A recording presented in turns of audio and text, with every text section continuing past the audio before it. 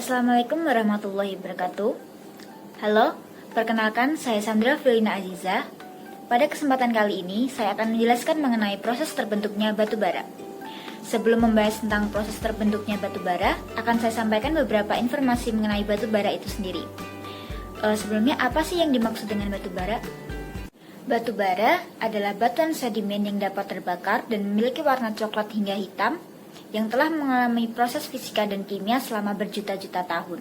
Karena proses kimia dan fisika selama berjuta-juta tahun inilah, kandungan karbon pada batu bara sangat tinggi. Struktur kimia batu bara diperkirakan berbentuk polimer dengan susunan atas grup aromatik dan grup polisiklik yang dihubungkan oleh struktur alfatik dan gugus fungsional oksigen.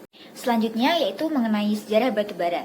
Batu bara ditemukan pada abad ke-13 oleh seorang petualang dunia asal Italia bernama Marco Polo. Marco Polo membawa benda aneh yang ia sebut sebagai black stone yang selama ratusan tahun dimanfaatkan oleh masyarakat Cina sebagai bahan bakar kembali ke negaranya. Blackstone yang tidak lain tidak bukan adalah batu bara ini dimanfaatkan sebagai pengganti bahan bakar minyak yang sedang mengalami kelangkaan. Batu bara sendiri adalah salah satu sumber energi utama selain minyak bumi yang dimanfaatkan di Indonesia. Indonesia sendiri adalah salah satu produsen dan eksportir batu bara terbesar di dunia. Indonesia memiliki cadangan batu bara yang cukup besar. Per tahun 2019, cadangan batu bara dan sumber daya batu bara di Indonesia mencapai 186,6 ton yang tersebar di hampir seluruh wilayah Indonesia, khususnya Pulau Sumatera, Kalimantan, dan Sulawesi.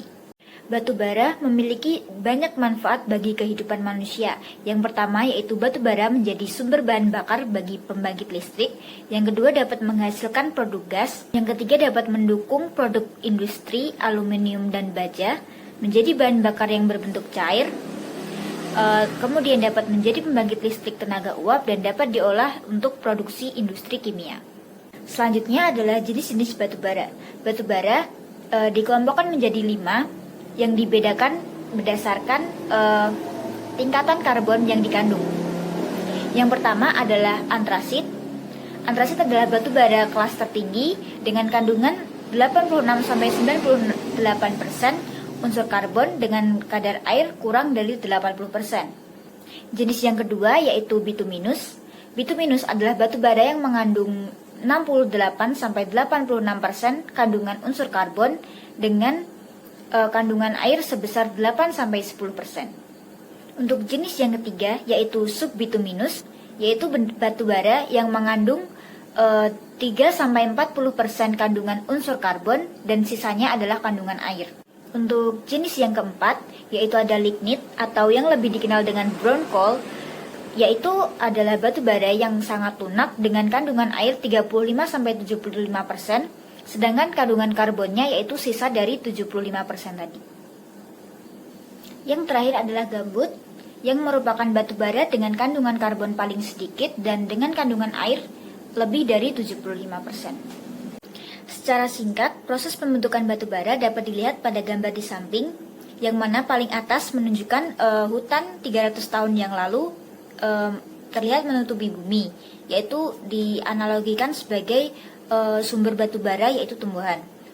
Yang kedua, itu adalah vegetasi mati, lalu membentuk batu bara paling rendah, golongan paling rendah yaitu gambut. Lalu gambut akan dipadatkan di antara lapisan sedimen untuk membentuk batu bara jenis berikutnya yaitu lignit. Kompresi yang lebih lanjut akan membentuk batu bara jenis selanjutnya yaitu bituminous dan subbituminous. Dan untuk paling bawah sendiri yaitu adalah proses terbentuknya akhirnya terbentuknya batu bara kasta tertinggi atau antrasit. Ada beberapa faktor yang memengaruhi pembentukan batu bara. Yang pertama adalah posisi geoteknik. Posisi geoteknik adalah letak suatu tempat yang merupakan cekungan sedimentasi yang keberadaannya dipengaruhi oleh gaya-gaya tektonik lempeng. Yang kedua yaitu adalah keadaan topografi daerah, yang mana daerah yang memiliki tumbuhan berkembang baik merupakan daerah yang relatif memiliki ketersediaan air, yang mana jika daerah yang memiliki sumber air banyak, maka sumber utama yang dibutuhkan batu bara akan tersedia lebih banyak.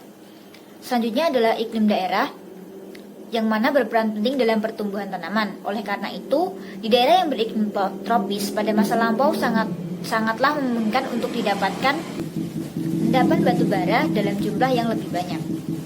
Kemudian faktor selanjutnya yaitu jenis-jenis tumbuhan. Batu bara yang terbentuk dari tumbuhan keras dan berumur tua akan lebih baik daripada batu bara yang terbentuk dari tanaman yang berbentuk semak dan hanya berumur semusim. Faktor selanjutnya yaitu adalah proses dekomposisi. Proses dekomposisi ini adalah bagian dari transformasi kimia pada bahan organik, yaitu tumbuhan. Kemudian ada sejarah setelah pengendapan. Makin dekat dengan posisi cekungan sedimentasi terhadap posisi geoteknik yang selalu dinamis akan mempengaruhi perkembangan batu bara.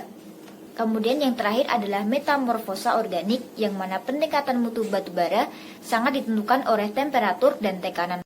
Sekian dari apa yang dapat saya sampaikan. Semoga apa yang saya sampaikan dapat bermanfaat. Kurang lebihnya saya mohon maaf. Wassalamualaikum warahmatullahi wabarakatuh.